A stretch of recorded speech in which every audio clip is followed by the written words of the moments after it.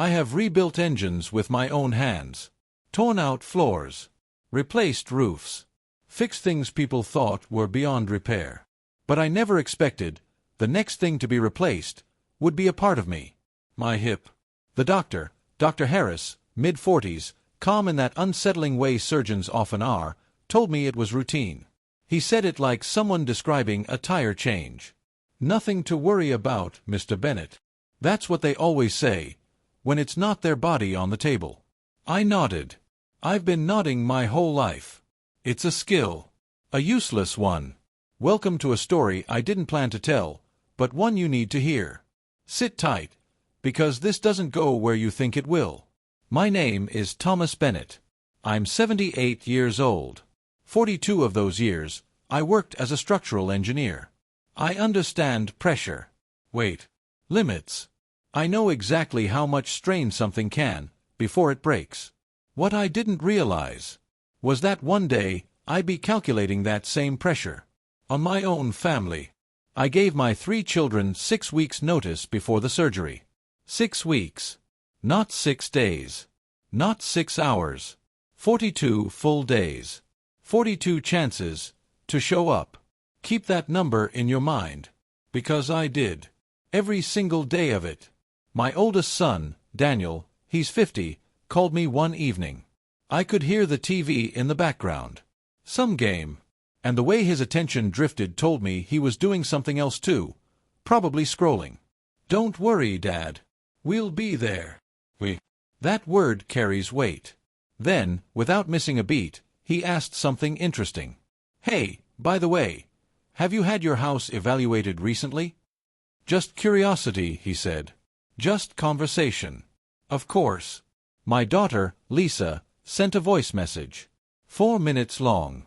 I know because I listened to it more than once. Not because it meant something, but because I kept waiting for it to mean something. She was sorry. So sorry. Work was chaos. Her husband had commitments. The kids had school. She said, "Of course, Dad," so many times, it stopped meaning anything at all. No plan. Just words. Then there was my youngest, Emily. She called 3 weeks before the surgery. I remember exactly where I was, standing in the kitchen, making a sandwich. And when I saw her name on my phone, I smiled. That kind of automatic warmth.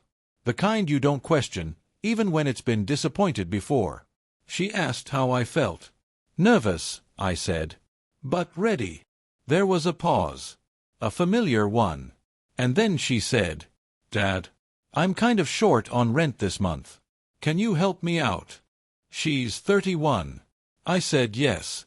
Of course I did. I always do. I sent the money while we were still on the call. She said, "Thanks. Feel better." And hung up. She never called again. Not before the surgery. Not during. Not after. That morning, the day of the operation. There's something I've never told anyone. I woke up at 5:10 a.m. The house was silent. Not peaceful silence. Heavy silence. The kind that reminds you you're alone. I made coffee. Couldn't drink it, but I made it anyway.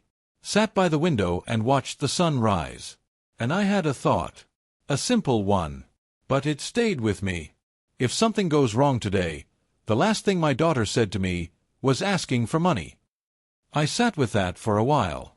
Then I called a ride and left. Hospitals have a sound.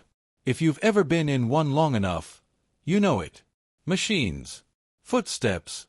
Distant voices. But underneath all of it, there's something else. Absence. They kept me there for 12 days. 12 long days. And recovery is not what they tell you. It's not routine. It's pain that wakes you up in the middle of the night like a stranger standing at your bedside. It's needing help for things you've done alone your entire life. It's losing small pieces of dignity, one moment at a time. But the worst part, it wasn't the pain. It was the chair. There was a chair beside my bed. Blue. Vinyl. Slightly uneven leg. Tilted just enough to notice. I stared at that chair every single day, because that's where someone should have been sitting. Daniel called twice. Day 2. Day 5. First time, he asked how I felt. Second time, he asked if I had my documents organized. You know, just in case. No rush. I told him everything was in order. I've always been organized. That's what engineers do. We prepare. Even when no one else does. Lisa called every day. Sounds good, right? It isn't. Because every call lasted about 4 minutes.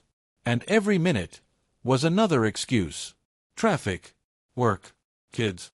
Something always came up. On day 7, she said she'd visit on day 9. Day 9 came. She didn't. Just a message. Dad, I'm so sorry.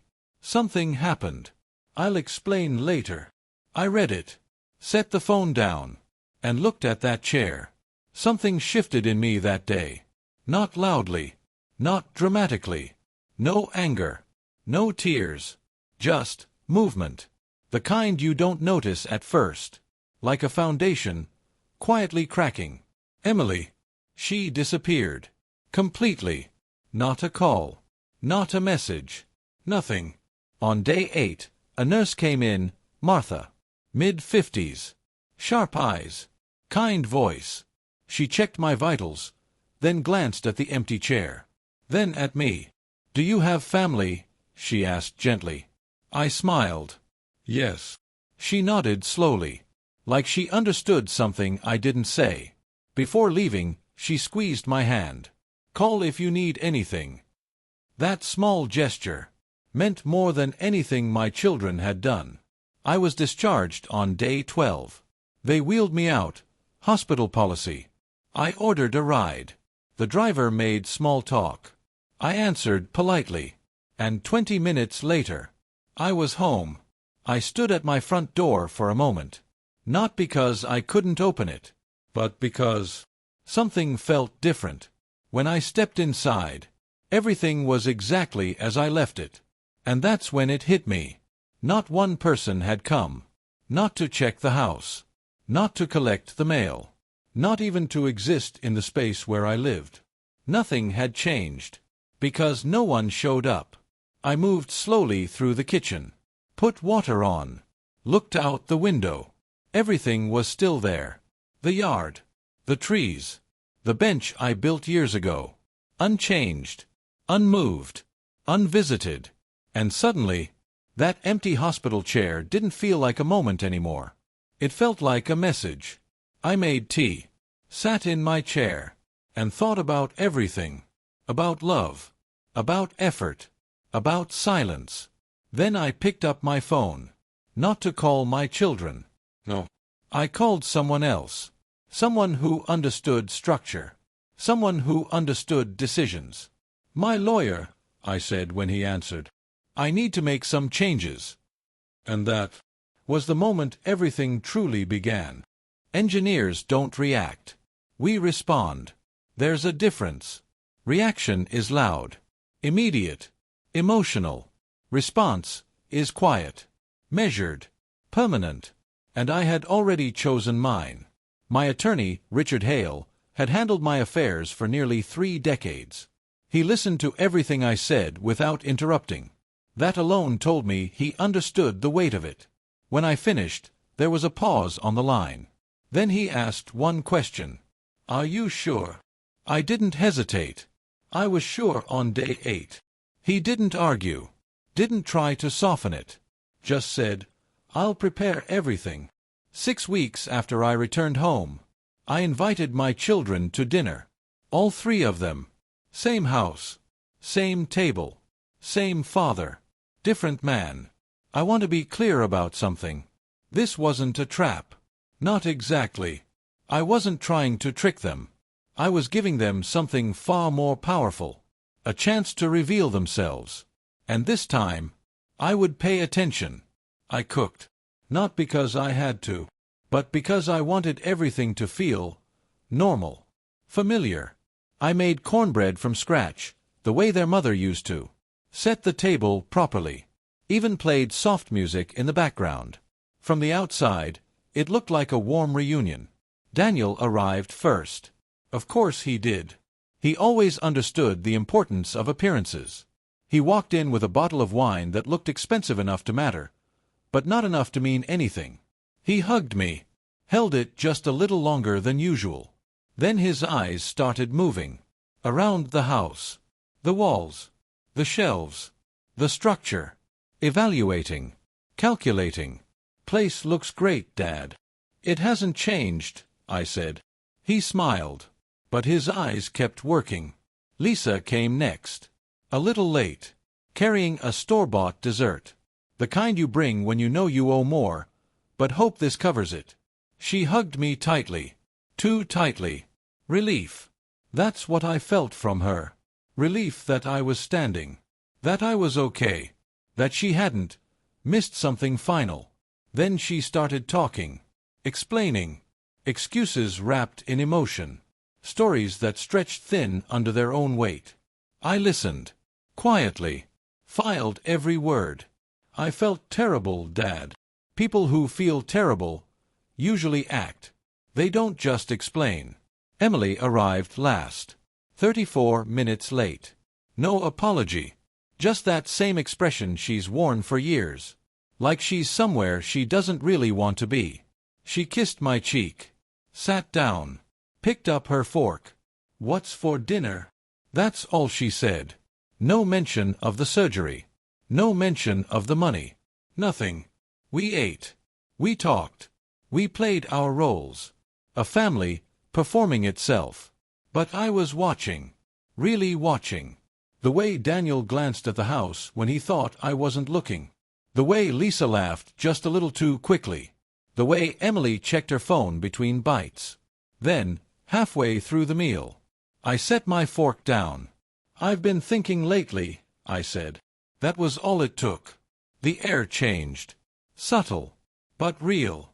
At my age, it's probably time to organize things. Silence. Attention sharpened. I've been working with Richard, just making sure everything is in order. Daniel nodded slowly. "That's smart, Dad." Lisa smiled. "Of course. That's responsible." Emily didn't say anything, but she looked up. Finally, I picked up my fork again. Pass the bread. And just like that, the conversation moved on. But something had already shifted. I had placed the weight. No. I would watch how they carried it. After that dinner, everything changed. Not suddenly, not dramatically, but steadily, predictably. Exactly the way a system behaves, once pressure is applied. Daniel started calling every Sunday, at exactly 10 a.m. Not 9:58. Not 10:03. Exactly 10. Consistency like that isn't love. It's strategy. He asked about my health, my sleep, my appetite. Always thorough. Always precise. And then, eventually, he would circle back. "Have you thought about long-term planning, Dad? Are you keeping up with the property taxes? Maybe it's time to talk to a financial advisor." Always framed as concern. Always sounding reasonable. Lisa began visiting weekly. Thursdays. With groceries. Real groceries. The kind that requires attention. Effort. She knew what I liked. What I needed. She made coffee. Sat with me. Talked. Listened. And I'll admit something here. Something I didn't expect. It hurt. Because sitting across from her, I saw a version of my daughter that had always been possible. A version that could have shown up. Any day. Day 3. Day 6. Day 12. Just once. But she hadn't. Emily. She started texting. Short messages. Irregular. Unpolished. "Hey Dad, you good? Cold today, stay warm." Once, she sent a picture of a sunset. No caption. I replied every time. Full sentences. Proper punctuation. Because that's how I was raised. And slowly, they all began showing up. Calling. Visiting. Caring. But it wasn't the same. I knew it. They knew it. Even if no one said it. This wasn't love freely given. This was investment, and I accepted it. Every call, every visit, every performance. I cooked for them, talked with them, laughed with them, and I never mentioned the hospital. Not once. No guilt, no confrontation, no emotional speeches, because I didn't need apologies. I needed understanding, and understanding doesn't come from words. It comes from consequences. The paperwork was already done, signed, filed, waiting. 5 months after the surgery, I sat on my front porch one morning, coffee in hand, sun rising, everything quiet. My hip felt strong, stronger than it had in years. I walked 2 miles every day now, better than before the operation. Funny how that works. Sometimes, repairing one part of your life reveals the fractures in another. I had made donations, quietly, no announcements, no recognition. A hospital fund, a veterans organization, an engineering scholarship, and my house, the house they kept circling like careful satellites, was no longer theirs. Everything was in place, every decision calculated, every outcome certain. All that was left was time. 5 months. That's how long it took. Not for me to decide. That was done in a single moment, back in that hospital room, staring at an empty chair. No. 5 months for them to build something. A version of themselves they believed I was beginning to trust again. Daniel never missed a Sunday call. Not once. Consistency became his identity. Reliability, his performance. He spoke like a man securing something invisible. Measured tone. Careful concern. And always, eventually, the conversation would drift. Have you thought about simplifying things, Dad? You shouldn't have to manage everything alone. Maybe it's time to make things easier, for later. For later. Such an interesting phrase. Lisa became dependable, warm, present. She filled my kitchen with groceries and conversation. She remembered small details, asked real questions, stayed longer each time. And every Thursday, as she sat across from me, I felt that same quiet ache. Not anger, not resentment, just absence, because she could have been this person all along. Emily improved in her own way. Messages turned into occasional calls. Calls turned into short visits. Still distant, still distracted, but closer than before. And through all of it, I stayed the same. Kind, calm, grateful. I gave them no resistance, no indication, no warning, because this wasn't about punishment. It was about clarity. One evening, Daniel stayed after a visit. Lisa had already left. Emily hadn't come. It was just the two of us. He stood in the living room, looking around again. That same quiet assessment. Same calculation. You've built a good life here, Dad. I tried, I said. He nodded. Then, after a pause, you ever think about what happens to all this? There it was. Not rushed. Not careless. Placed carefully, like a final piece in a design. I looked at him. Really looked at him. My son. A grown man. Standing in my house. Asking a question he believed he had earned the right to ask. I have, I said. He waited. But I didn't say more. And that silence told him everything he needed to hear. Or at least, everything he thought he needed to hear. It was a Thursday morning in early spring. The kind where the air hasn't decided what season it belongs to. Cool, but hopeful. Lisa came over that day. Coffee cake in hand. Bright smile. That yellow jacket she knew I liked. Morning, Dad. She sat across from me on the porch. We talked. About small things. Her kids. The garden. The price of groceries. Normal conversation. Comfortable. Easy. And as I watched her, I felt something simple. Love. That never changed. Not once. You can love someone completely, and still choose not to reward their absence. She didn't know. None of them did. They believed they were rebuilding something, earning something, restoring something. And in a way, they were. Just not the thing they thought. That Sunday, Daniel called. 10 a.m. exactly. We spoke for 18 minutes. He asked about everything. Health, sleep, routine. Then, gently, "Have you made any final decisions, Dad?" "Yes," I said. There was a pause. Small, controlled. "But there." "That's good," he replied. He didn't ask what, because he believed he already knew. Weeks passed. Then months.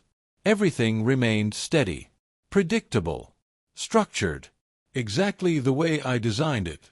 And then, one quiet afternoon, it ended. Not with a confrontation. Not with an argument. With a letter. 1 page.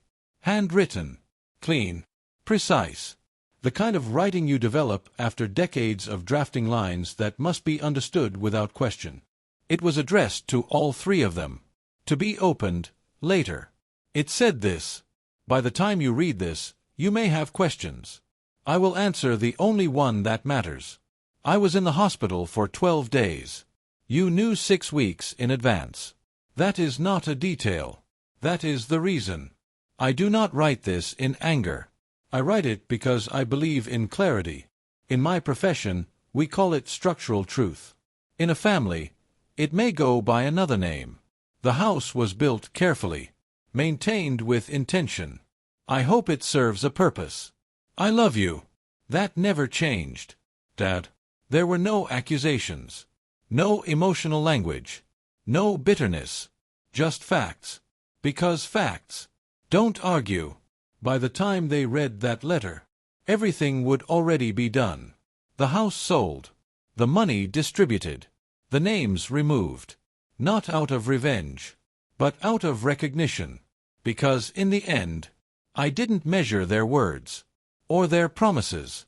I measured something far simpler. Who showed up when it mattered? And once you understand that, the rest becomes very easy to calculate.